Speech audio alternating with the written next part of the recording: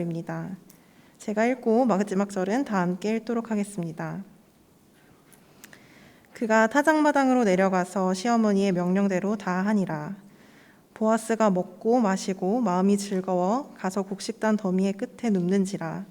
룻이 가만히 가서 그의 발치 이불을 들고 거기 누웠더라.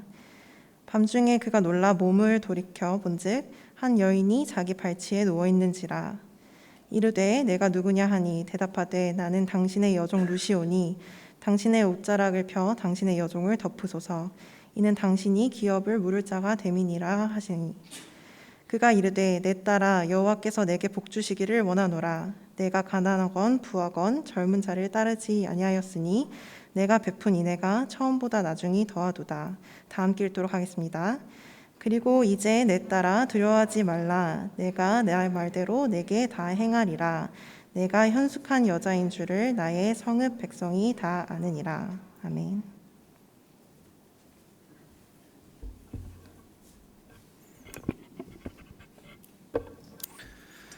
예, 우리 옆에 있는 친구들하고 서로 좀 인사합시다. 정신 똑바로 차리고 예배 드립시다 하고 좀 인사하겠습니다.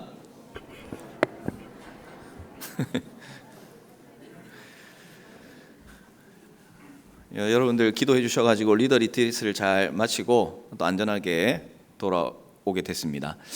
그래서 여러분들 각 이제 앞으로 또 목장 모임이나 또 사역 팀을 통해서 이제 하면서 리더 리트릿 이후에 우리 목자가 또 우리 사역 팀장이 좀 변화가 되었나 변화가 안 되었나 좀 잘 지켜보시길 바랍니다. 그래서 이제 좀 뭐 변한 게 없으면은 리더 리트릿 갔다 왔는데 왜 그러세요? 이렇게 여러분들이 좀 얘기를 해도 괜찮을 것 같아요. 자, 그래 하나님 은혜 가운데 잘 마치고 이제 돌아왔고 또 앞으로 하반기의 사역을 위해서 함께 기도하고 또 나누는 이제 그런 시간을 가지게 됐습니다. 이제 지난주에 우리가 예배 에티켓에 대해서 좀 우리 회장님 나오셔가지고 설명을 했는데 우리 회장님이 말의 능력이 좀 있는 것 같아요. 오늘 보니까 오늘 좀 앞쪽으로 잘 치워가지고 앉아 있는데 뭐 했습니까? 아무것도 안 했어요. 뭐 회장님이 뭐 화내고 그런 거 아니지? 들어올 때 앞에 앉으라고. 예, 잘 하고 있는 것 같아요. 그래서 이제 우리가 뭐 하나님 앞에 좀 더 가까이 나아간다는 의미도 있지만 또 뒤에 오는 친구들을 배려하는 측면도 있고 하니까 여러분들이 가급적이면 오는 대로 앞쪽부터 앉아서 함께 또 우리 하나님 앞에 예배 드릴 수 있으면 좋을 것 같습니다. 자, 이제 우리가 룻기 말씀을 계속 나누고 있어요. 이제 룻기 말씀이 끝날기가 이제 곧 얼마 남지 않았습니다.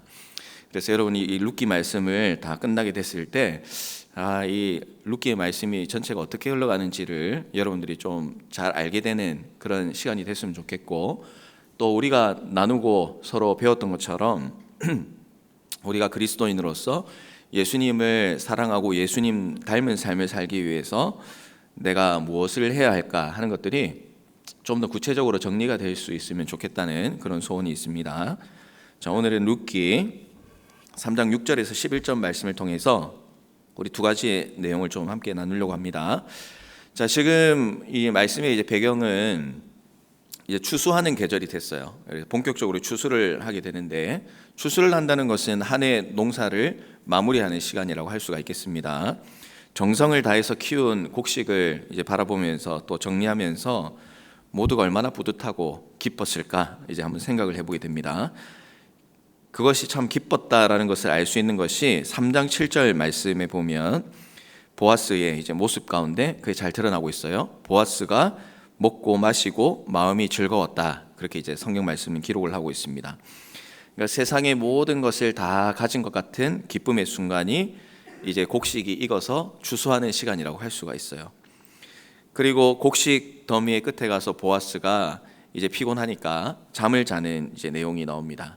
그래서 어떤 일이든지 마무리를 잘 하게 되면 기쁨이 있고 또 이 보아스처럼 그 기쁨 가운데서 잠도 푹 잘 수 있다는 것을 보게 되는데 자, 이런 기쁨은 누구한테 줄 수 있다고요? 최선을 다하는 사람이 누릴 수 있는 특권이라고 할 수가 있겠습니다. 우리가 새벽마다 잠언 말씀을 이제 묵상하는데 정직과 성실함으로 일을 하는 사람은 이렇게 하나님께서 주신 기쁨과 또 은혜를 누리며 살아갈 수가 있어요. 보아스가 평안하게 이제 잠이 드는데, 근데 이제 보아스는 자신의 최선을 다한 삶을 통해서 평안을 누리는데 지금 이 순간을 기다려온 한 사람이 있습니다. 그 사람은 우리가 잘 아는 것처럼 룻이에요. 지난주에 말씀을 나누었던 것처럼 나오미는 룻이 이제 네가 안식할 곳을 찾아야 된다라고 그렇게 이야기를 했습니다. 그리고 그 일을 가능하게 해줄 수 있는 사람은 세상에 이제 많은 사람들이 있지만 그 가운데 보아스라는 사람이 룻을 안식할 수 있도록 만들어줄 수 있는 사람이라는 것을 알게 되었어요. 그리고 이 계획을 세웠습니다. 그리고 준비를 하게 되었죠. 보아스가 잠든 이 순간이 바로 룻이 준비했던 것을 이제 직접 행해야 하는 그런 순간이 이제 다가오게 된 것이에요. 준비한 것을 이제 실행으로 옮기는 것은 굉장히 두렵고 또 긴장되고 떨리는 순간입니다. 룻은 조용히 보아스가 잠들어 있는 곳으로 가게 돼요. 그리고 말씀에는 그의 발치에 누웠다. 발치에 누웠다는 것은 내가 당신의 발 아래 있으니까 원하는 대로 하세요라는 뜻을 가지고 있습니다. 룻은 자신의 인생과 자신의 모든 것을 지금 이 행동을 통해서 보아스에게 맡기고 있는 것입니다. 룻이 준비한 것을 실천하고 모든 것을 보아스에게 이제 내어놓았을 때 이제 보아스가 어떻게 반응을 했을까? 그리고 보아스는 룻의 이런 행동을 보면서 룻을 칭찬하는데 어떤 부분을 칭찬하고 있는지 이 두 가지를 좀 나눠보도록 할게요. 첫 번째로는 오늘 말씀의 표현을 따라서 이야기를 하자면 주님의 날개 아래에 평안이 있다 하는 것을 우리가 좀 기억할 필요가 있습니다. 보아스가 자다가 잠이 깼어요. 이 자다가 깨보니까 이상한 느낌이 드는 거예요. 얼마나 섬찟했겠습니까? 여러분 자다가 여러분 발 쪽에 뭔가 시커먼 것이 발에 탁 대인다고 한번 생각을 해보세요. 저 같으면은 자다가 진짜 놀래가지고 막 소리 지르면서 일어났을 것 같은 그런 이제 순간인데 보아스가 이제 묻습니다. 네가 누구냐라고 물어요. 네가 누구냐 이렇게 물었을 때 이 시커먼 형체였던 룻이 대답을 해요. 뭐라고 하냐면 그 대답이 8절과 9절의 말씀인데요. 자, 우리 다 같이 한번 읽어보도록 할까요? 8절과 9절 말씀입니다. 시작. 밤중에 그가 놀라 몸을 돌이켜 본즉 한 여인이 자기 발치에 누워 있는지라. 이르되 네가 누구냐 하니 대답하되 나는 당신의 여종 룻이오니 당신의 옷자락을 펴 당신의 여종을 덮으소서. 이는 당신이 기업을 물을 자가 됨이니이다 하니. 아멘. 보아스가 누구냐? 너 도대체 누구냐? 라고 하니까 룻이 뭐라고 대답을 합니까? 나는 당신의 여종 룻입니다. 이렇게 대답을 해요. 그러니까 룻이라는 정체를 밝히게 되는 거죠. 그리고서 이어서 당당하게 말을 이어갑니다. 당신의 옷자락을 펴서 나를 덮으소서. 이렇게 이제 이야기를 해요. 이게 이제 무슨 의미를 가지고 있냐면 나와 결혼해 달라라는 어떻게 보면 청혼을 하는 그런 의미가 담겨 있는 말이라고 할 수가 있겠습니다. 이 옷자락이라는 것은 히브리어로 카나프라고 하는데 이 용어가 쓰여진 그 말씀을 찾아보면 옷자락이라는 표현보다 훨씬 더 많이 사용되는 단어가 있어요. 그게 무엇이냐면 오늘 이 말씀 가운데 나왔던 단어입니다. 날개라는 단어예요. 날개. 이 날개라는 단어가 이 옷자락이라는 이 용어와 똑같이 카나프라는 히브리어로 사용을 되고 있습니다. 그래서 우리가 이제 앞서서 살펴봤었어요. 룻기 2장 12절 말씀에 보면 이렇게 이제 말씀을 하시는데 여호와께서 네가 행한 일에 보답하시기를 원하고 이스라엘의 하나님 여호와께서 그의 날개 아래에 보호를 받으러 온 내게 온전한 상 주시기를 원하노라 하는지라 이렇게 기록을 하고 있죠. 자, 여기 보면 하나님 여호와께서 그의 뭐라고 돼 있어요? 날개 아래. 이 날개가 오늘 말씀 가운데 옷자락과 동일한 단어다라고 할 수가 있습니다. 그래서 이 성경 곳곳에 보면 특별히 이제 시편 말씀에 보면 이런 표현이 많이 나옵니다. 내가 주의 날개 아래로 피합니다. 그리고 주의 날개 그늘 아래에서 즐겁게 부르겠습니다. 이런 표현을 많이 써요. 그러니까 주님의 날개로 덮어 주소서라고 하는 것은 그늘에서 쉬게 하시고 그늘로 피하게 해 주십시오라고 하는 그 의미가 무엇이냐면 주님의 날개 아래 있을 테니 제 인생을 책임져 주십시오. 제 삶을 인도해 주십시오. 라는 그 주님을 향한 고백의 표현이라고 할 수가 있는 거예요. 룻은 보아스에게 이제 이런 표현으로 청혼을 했습니다. 그런데 그냥 해주세요라고 아니었어요. 무엇이었냐면 그 뒤에 뭐라고 되어 있냐면 당신은 기업 물을 자이기 때문에 나를 책임져야 합니다. 이런 이제 표현을 씁니다. 그러니까 저와 결혼해 주세요라는 것을 조금 넘어서서 지금 뭐라고 하고 있냐면 당신은 기업을 물러줘야 되는 사람이기 때문에 나하고 결혼을 해야 돼요. 이러는 약간의 협박이 담긴 청혼을 지금 하고 있다고 볼 수가 있을 것 같아요. 룻은 자기가 할 수 있는 최선의 준비와 행동을 했습니다. 그래서 어떻게 보면 참 무모해 보이기도 하고 또 어떻게 보면 좀 당돌해 보이기도 하고 또 계획적으로 보이는 그런 청혼을 이제 하게 되는데, 그러나 그 마음 가운데, 그 고백 가운데 룻은 진심을 다해서 자신의 마음을 표현했습니다. 고백했습니다. 그리고 이런 고백이 있고 난 이후에 이제 누가 대답을 해야 되냐면 보아스가 이제 대답을 해야 되는 상황이 된 거예요. 자, 그래서 이제 보아스가 이 룻의 고백과 청혼을 듣고 이제 대답을 해야 되는데, 그 보아스의 대답과 결정이 앞서가지고 우리가 먼저 좀 기억해야 되는 것은 이 룻의 고백과 그리고 룻이 하고 있는 행동에 대해서 주목할 필요가 있어요. 보아스는 룻에게 있어서 어떤 존재였냐면 날개와 같은 존재였습니다. 보아스의 날개 아래에 거할 때에 룻은 기쁨과 행복을 누릴 수 있었고, 그리고 외로운 삶을 벗어나고 두렵지 않은 삶을 살아갈 수가 있게 되었어요. 우리가 이 말씀을, 룻기 말씀을 계속해서 볼 때 이 보아스는 예수님을 예표하는 사람이라고 했습니다. 그러면 룻은 우리 그리스도인을 예표한다고 볼 수가 있는데, 자, 룻이 보아스의 날개 아래에 거하고 싶었던 그 소망과 그리고 그 간절함이 오늘 우리에게도 동일하게 있어야 된다라는 것이죠. 우리 또한 그리스도인으로서 예수님의 날개 아래 거하고 싶은 거룩한 소망과 또 그런 열정이 우리 가운데 가득히 있어야 돼요. 그런 간절함이 우리 가운데 있어야 한다라는 것입니다.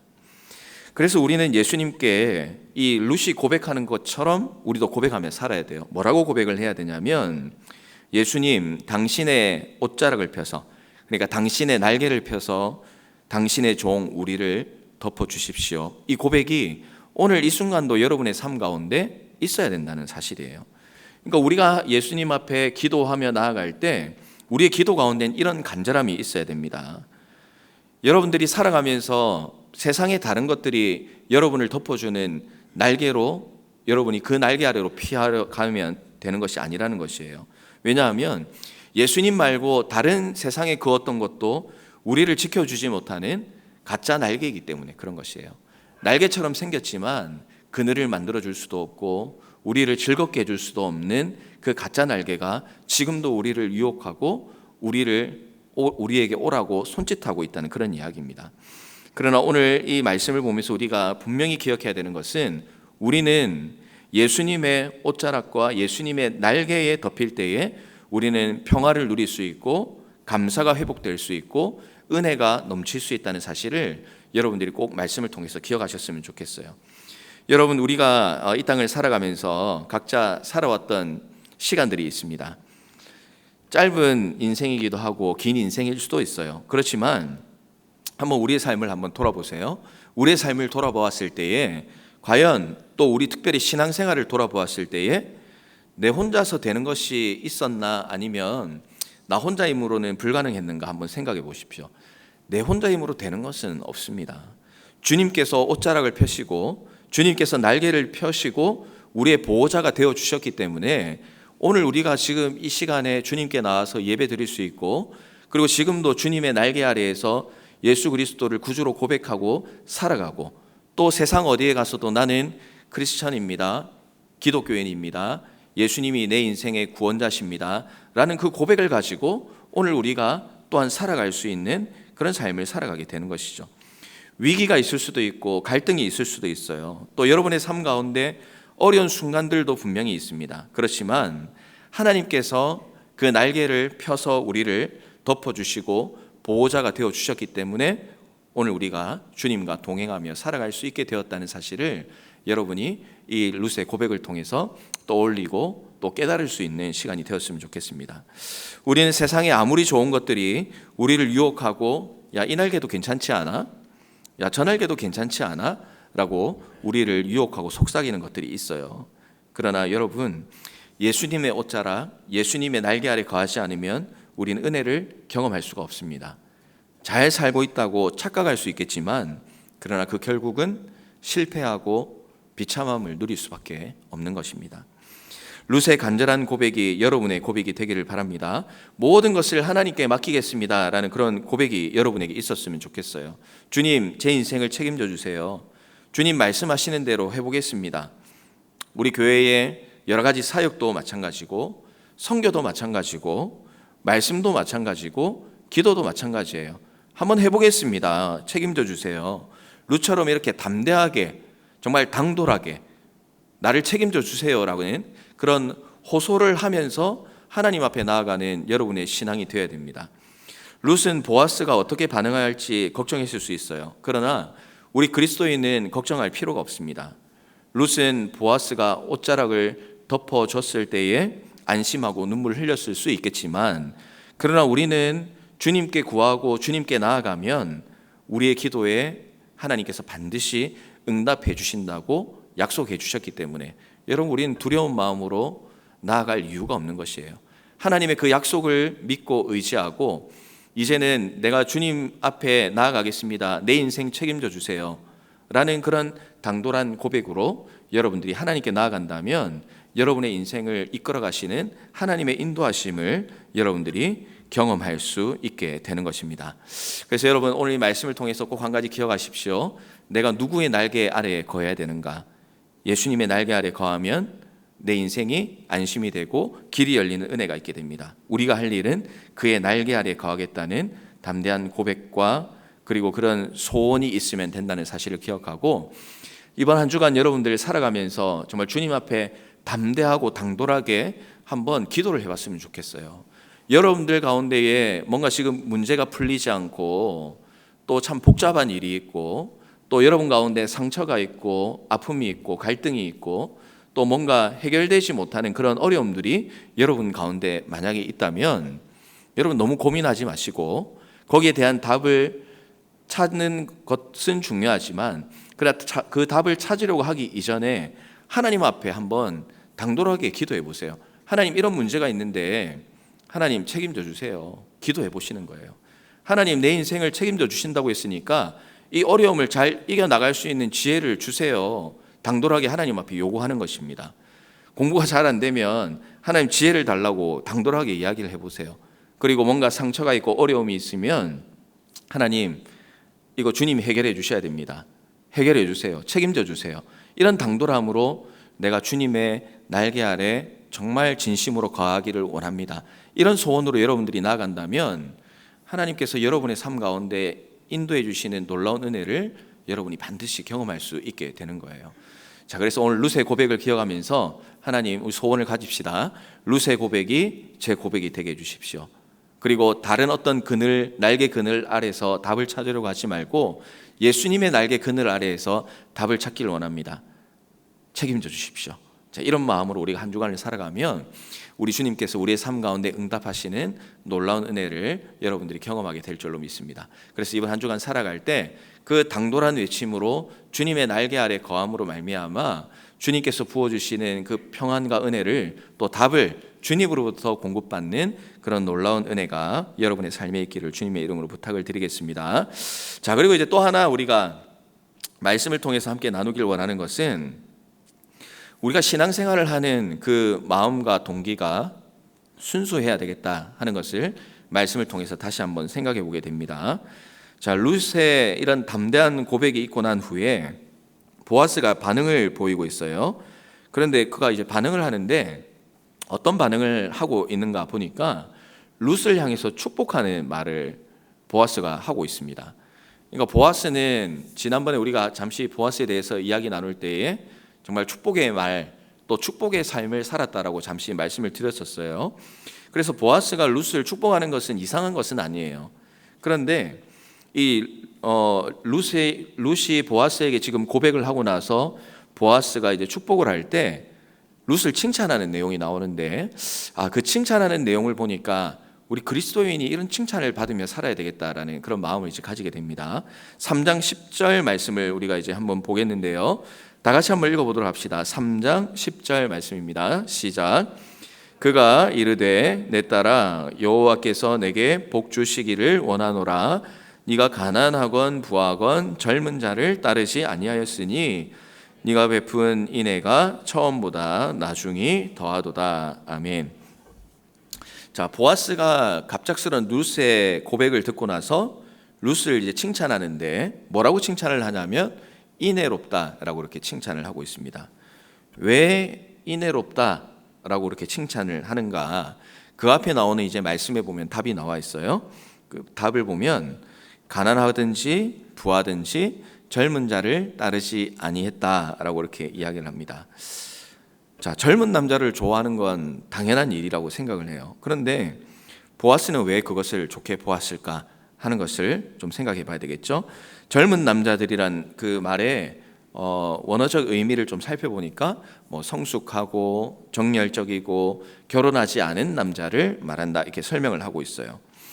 여기 이제 뭐 한국 드라마를 우리 여러분들이 많이 보시리라 이렇게 생각을 합니다. 요즘 자매들에게 가장 인기 있는 남자 배우가 누군지 잘 모르겠어요. 아마 드라마 새로 나올 때마다 좋아하는 사람이 조금씩 좀 바뀌겠죠, 그지? 그것도 트렌드가 있으리라 이렇게 생각을 하는데, 뭐 어쨌든 뭐 몸도 좋고 잘생긴 남자면 뭐 싫어할 이유가 없을 거예요, 그죠? 그 당시에도 몸도 좋고 또 잘생긴 남자들이 분명히 있었을 겁니다. 그런데 이 보아스의 지금 이야기를 들어보면 룻이 지금 어떤 상황이 있었는지를 짐작하게 해줘요. 무엇이냐면 당시에 이 혼자 살고 있는 이방 여인 룻을 관심을 가지고 있었던 사람들이 있었다라는 것을 좀 추측을 해볼 수가 있을 것 같아요. 그러니까 그런 사람들을 따르지 않았다라는 말은 룻을 향해서 그런 관심을 가지고 있는 사람들이 많았는데 룻이 그런 사람들의 요청을 거절했다는 의미로 이 말씀을 우리가 이해를 하면 제일 좋을 것 같아요. 자, 그런데 그런 행위 말고 또 하나 더 볼 것이 무엇이냐면 아까 인애에 대해서 칭찬을 했는데 이 인애가 처음 게 있고 나중 것이 있다라고 이렇게 말씀은 기록을 하고 있습니다. 그러니까 보아스가 룻을 지금 칭찬하면서 처음이 있고 또 뒤에 칭찬하는 지금 것이 있는 거예요. 자, 처음의 것은 무엇인가? 자, 처음의 것은 룻이 나오미를 따라서 이스라엘로 오고 또 그 가문을 위해서 성실하게 일하고 있는 것을 이제 처음 인애라고 설명을 하고 있는 거예요. 자, 그러면 이제 나중 인애라는 것은 무엇이겠습니까? 나중 인애라는 것은 지금 하고 있는 일을 말하는 것이에요. 그럼 룻이 이제 지금을 뭘 하고 있는가? 룻이 젊은 남자들을 따라서 자신의 마음이 가는 대로 보기에 좋은 대로 자신이 하고 싶은 것을 선택하지 않고 고엘 제도를 통해서 가문을 이루려 하는 것을, 가정을 이루려 하는 것을 이 보아스가 지금 높게 평가를 하고 있는 거예요. 그래서 처음보다 나중 것을 더 칭찬하고 있죠. 왜냐하면 룻은 이스라엘 백성이 아니잖아요. 이스라엘 백성이 아니기 때문에 고엘 제도에 대해서 말씀을 드렸지만 엄밀하게 이야기하면 이방 여인인 룻은 이 고엘 제도를 통해서 가정을 이루어야 하는 그런 책임을 가진 사람이라고 볼 수는 없어요. 이스라엘 백성이 아니기 때문에 그렇습니다.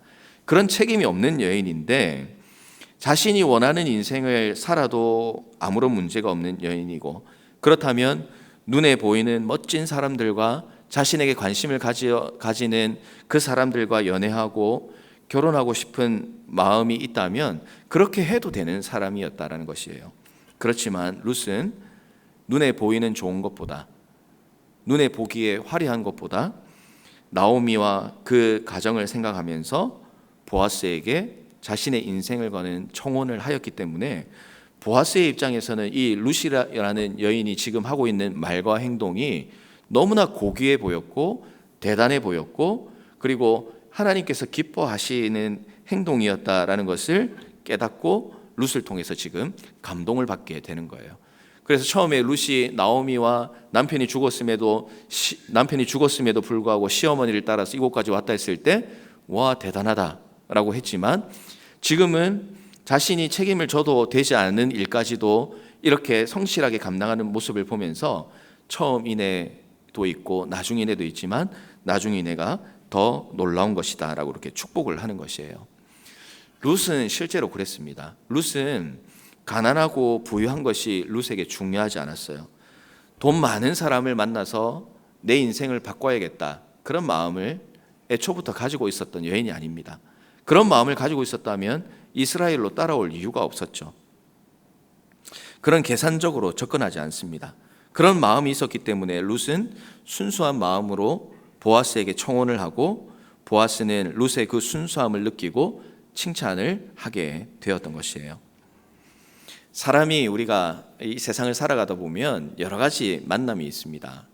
그래서 친구와의 만남도 있고, 또 연인의 만남이 될 수도 있고, 또 일을 하면서 만나는 관계가 있을 수도 있고, 또 학교를 다니면서 친구의 관계가 될 수도 있고, 또 여러분들이 뭐 어떤 찬양팀이나 어떤 다른 그런 페스티벌을 통해서 만나는 사람들도 있을 수 있어요.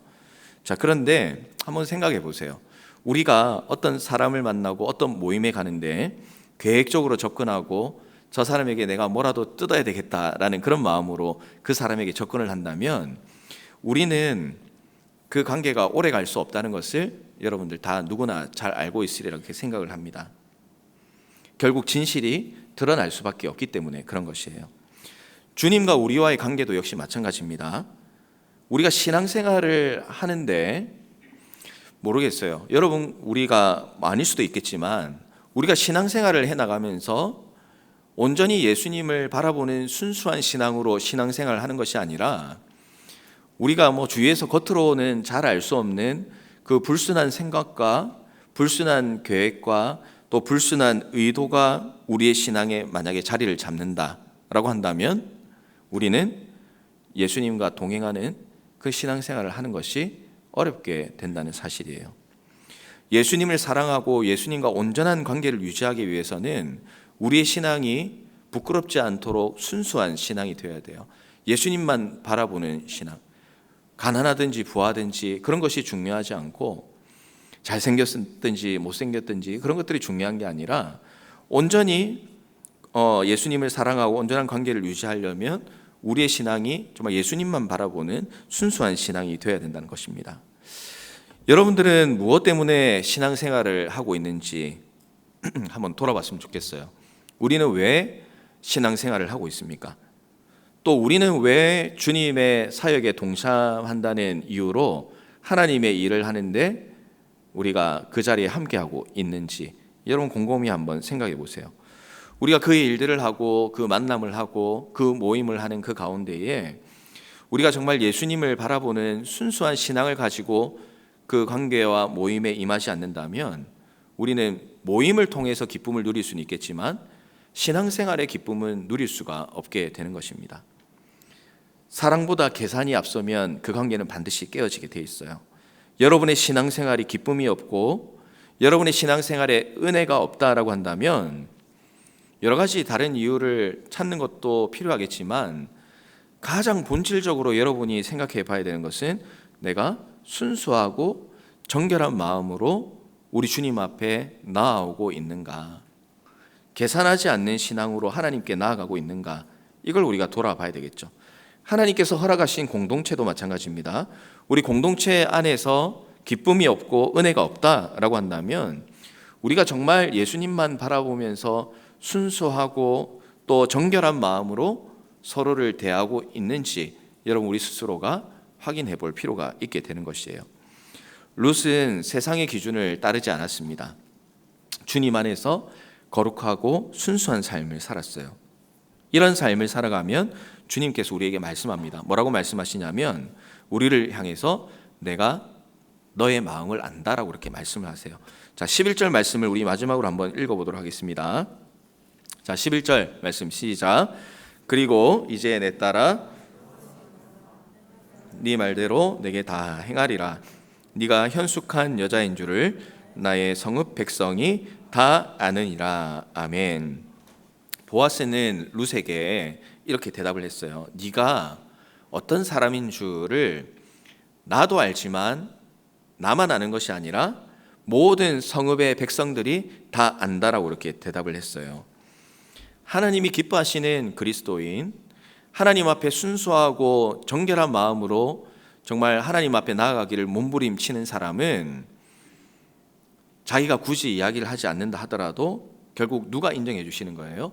우리 주님께서 내가 너를 다 안다 인정해 주시고 또 내가 너를 다 안다 칭찬해 주신다는 것이에요. 뿐만 아니라 함께하는 공동체를 통해서도 오늘 말씀에 보면 온 성읍 백성이 다 알았다고 그랬잖아요. 그러니까 우리와 함께하는 공동체도 안다는 것이에요. 목자로서 열심히 일을 해 나간다 할 때에 혼자가 아니라는 것이죠. 하나님 바라보면서 순수한 마음으로 내가 주님이 맡겨주신 사역을 감당하겠다라고 하고 일을 해 나간다면 함께하는 목원들이 그 모습을 보고 우리도 다 압니다 라고 인정하는 것이에요. 사역팀도 마찬가지입니다. 사역팀장이 순수하고 또 거룩한 열정으로 주님 바라보며 일들을 해나가면 우리의 팀원들이 우리도 다 압니다 이렇게 인정하게 된다는 것이에요. 왜냐하면 예수님께서 인정하시는 삶을 살면 모든 공동체도 알기 때문에 이제 그런 것이죠. 리더뿐만 아니라 여러분 모두도 역시 마찬가지입니다. 우리가 정말 순수하고 또 그런 열정을 가지고 주님 앞에 나아가면 우리 주님께서 보시고 칭찬해 주시는 거예요. 로마서 14장 17절에서 19절 말씀입니다. 한번 보시면 하나님의 나라는 먹고 마시는 것이 아니요 오직 성령 안에 있는 의와 평강과 희락이라. 이로써 그리스도를 섬기는 자는 하나님을 기쁘시게 하며 사람에게도 칭찬을 받느니라. 그러므로 우리가 화평의 일과 서로 덕을 세우는 일을 힘쓰나니. 아멘. 이렇게 이제 기록을 하고 있습니다. 그리스도를 섬기는 자는 하나님을 기쁘시게 하고 사람에게도 칭찬을 받습니다. 그렇기 때문에 우리는 주님을 바라보면서 주님이 기뻐하시는 화평의 일과 서로 덕을 세우는 일을 힘쓰며 나아가는 공동체가 바로 우리 공동체가 되어야 된다라는 사실입니다. 여러분이 주님을 앞에 우리가 신앙생활을 하면서 혹 불순한 모습으로 또 하나님 앞에 뭔가 좀 거리낌 있는 그런 모습들이 우리 가운데 있고 또 여전히 또 우리가 신앙생활을 해 나갈 때에 하나님이 싫어하시는 모습으로 내가 신앙생활을 하는 부분들이 있다면 오늘 이 룻의 이야기를 통해서 여러분들이 과감하게 버릴 수 있으면 좋겠습니다. 그것들을 버리고 순수함으로 나아가면 그때에 우리 주님께서 주시는 칭찬과 또 주님께서 주시는 은혜가 우리의 삶 가운데 넘치게 되는 것이에요. 그래서 이번 한 주간 우리가 주님 앞에 신앙생활을 해나갈 때 내가 과감히 버리고 정리해야 할 것은 무엇이 있는지 여러분들이 좀 생각을 해보시고 또 우리 주님께서 그것들을 떠올리게 하시고 또 마음 가운데 그런 것들을 느끼는 그런 순간이 있다면 여러분 주저하지 마시고 그것들을 완전히 제하시길 바랍니다. 그러면 하나님께서 주시는 은혜를 여러분들이 누릴 수가 있게 되는 것이에요. 말씀을 좀 정리하겠습니다. 오늘 이제 두 가지의 말씀을 여러분하고 함께 나눴어요. 첫 번째로는 우리가 하나님 앞에 살아나갈 때 또 이 땅에서 살아나갈 때 정말 다른 어떤 그늘 아래 있기를 소원하는 사람이 아니라 주님의 날개 아래 거하고 주님의 날개 아래 덮이는 삶을 살기를 소원하라고 이렇게 말씀을 드렸습니다. 또 하나는 정말 순수한 신앙으로 주님 앞에 나아갈 수 있도록 내 안에 여전히 자리 잡고 있는 죄악의 모습들을 내려놓게 해주십시오. 이런 기도로 하나님 앞에 나아가세요. 여러분 이 두 가지를 가지고 하나님 앞에 나아간다면 우리 주님께서 여러분을 칭찬하시고 또한 함께하는 공동체를 통해서도 칭찬받게 될 것입니다.